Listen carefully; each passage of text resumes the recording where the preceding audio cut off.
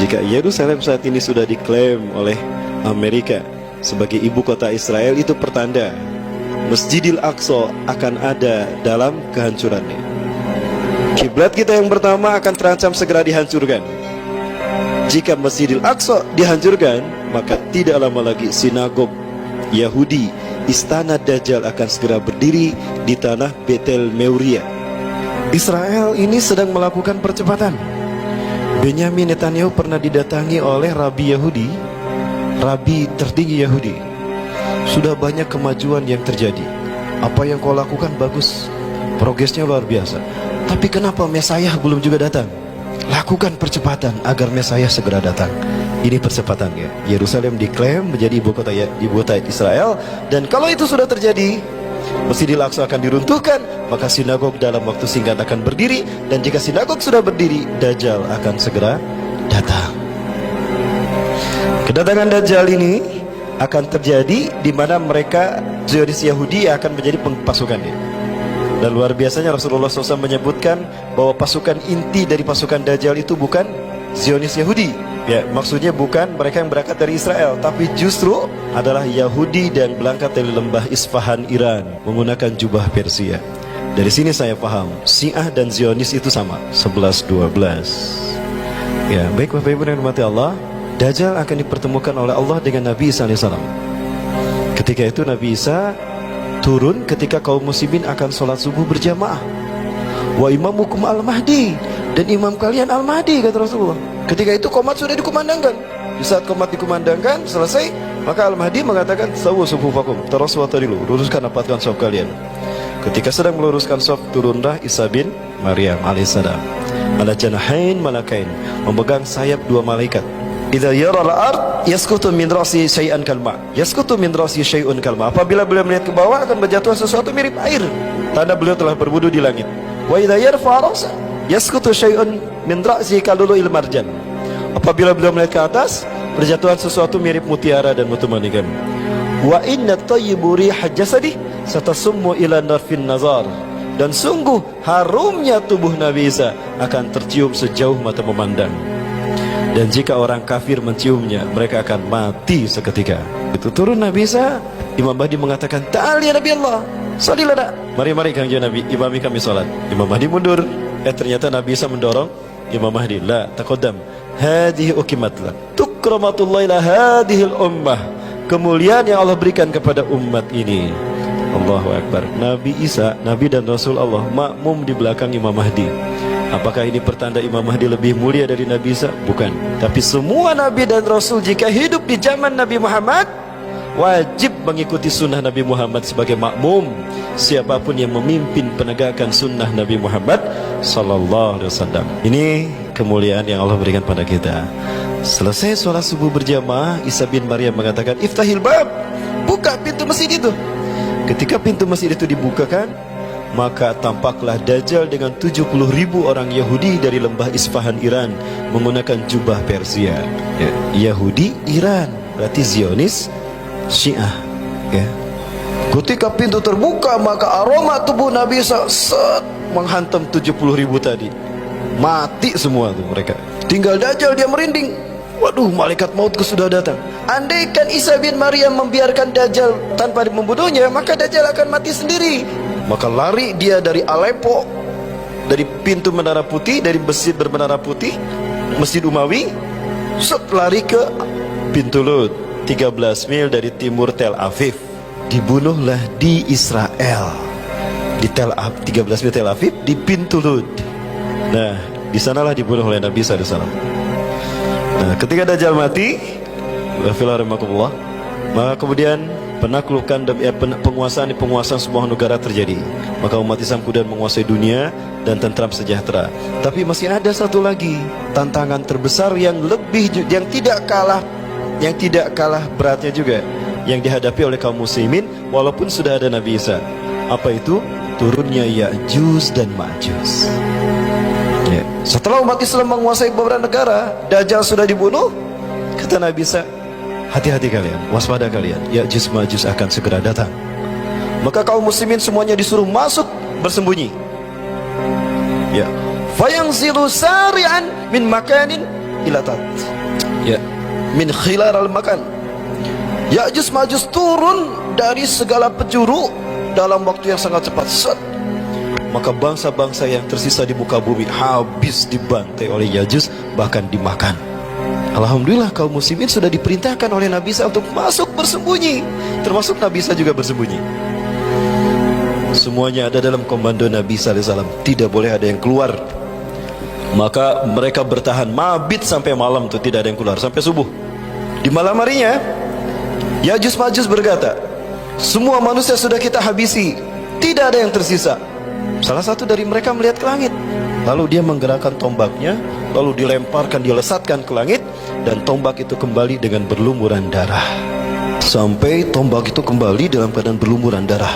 Ya, maka Allah menghukum Ya'juj Ma'juj dengan menurunkan ulat.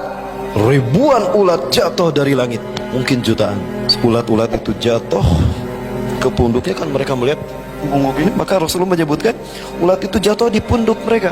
Lalu ulat itu memakan Ya'juj Ma'juj sehingga mati berkelimpangan. Semua Ya'juj Ma'juj, tidak ada yang tersisa satupun. Setelah salat subuh berjamaah, Nabi SAW memerintahkan salah satu dari kita harus keluar.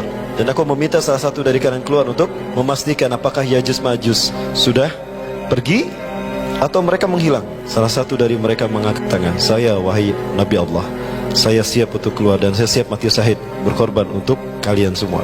Maka orang itu keluar, dan ketika dilihat ternyata Ya'juj Ma'juj sudah berkelimpangan. Para sekalian, jumlahnya sangat banyak sekali.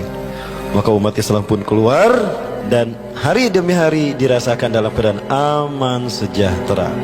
Baik, Ibu Fillah rahimakumullah.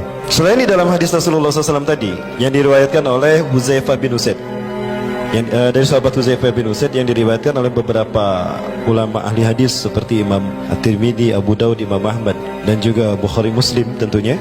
Di dalam Al-Quran disebutkan kata Ya'juj Ma'juj ini terkait dengan sosok yang sangat fenomenal, sosok yang mampu menguasai dunia dalam cakupan yang sangat luas, dari timur sampai ke barat. Dan sosok ini disebut dengan Kauniyah Zulkarnain. Ini adalah Kauniyah, kunyah, bukan nama asli. Ya Bapak Ibu, namun belakangan kita dikagetkan dengan pernyataan dari Donald Trump. Bapak Ibu, Donald Trump mengatakan kalau Al-Quds ini akan Al-Quds itu sebutan kita. Kalau sebutan orang-orang Israelnya adalah Yerusalem. Sebaiknya kita tidak menyebut Yerusalem, karena kalau kita menyebutkan Yerusalem berarti kita mengakui eksistensi Yahudi di tanah Muslim Palestina. Betul? Maka kita sebut apa? Al-Quds. Ini adalah Yerusalem kalau dilihat dari udara. Inilah wilayah yang diklaim sebagai Yerusalem. Tidak ada artinya the New World Order tanpa Palestina, dan tidak ada artinya Palestina tanpa Yerusalem. Itu kata Israel. Maka Yerusalem ini adalah kunci bagi mereka untuk segera mendirikan sinagog Yahudi. Bapak Ibu yang dirahmati Allah, orang-orang Zionis Yahudi, mereka ingin mendirikan sinagog Yahudi pas di atas Masjidil Aqsa. Maka Masjidil Aqsa harus mereka hancurkan. Masjidil Aqsa jangan lupa, itu adalah kiblat kita yang pertama Bapak Ibu. Masjidil Aqsa adalah kiblat kita yang pertama Bapak Ibu. Maka jika kita memang komitmen dengan ibadah solat kita, maka jangan lupakan Masjidil Aqsa, karena dia adalah kiblat kita yang pertama. Di sinilah Rasulullah SAW solat menghadap ke Masjidil Aqsa selama 16-17 bulan. Masjidil Aqsa ini tidak akan pernah bisa dihancurkan kalau statusnya masih terkait dengan keputusan Oslo. Perjanjian Oslo, PBB menengahi Arab dan Israel. Pada saat itu sepakati bahwa Al-Aqsa merupakan bagian dari Al-Quds, merupakan bagian dari Old City, dan itu hak tiga agama, merujuk kepada perjanjian Umayyah yang dibuat oleh Umar bin Khattab. Ketika itu Yerusalem atau Al-Aqsa dikuasai oleh orang-orang Nasrani. Kunci Masjidil Aqsa ada di tangan pendeta Sophronius. Dan Sophronius ketika umat Islam menguasai Yerusalem, Palestina, Sophronius tidak mau menyerahkan kuncinya, melainkan jika Khalifah Umar datang sendiri. Aku tidak akan menyerahkan kunci Al-Quds, Yerusalem, kecuali jika Umar datang sendiri. Disampaikan oleh pasukan kaum muslimin, utusan kepada Khalifah Umar. Maka Umar memutuskan, aku akan datang sendiri kalau begitu. Katakan pada mereka. Sampai beritanya kepada orang-orang Nasrani di Yerusalem, di Al-Quds, di Palestina ini. Maka geger mereka.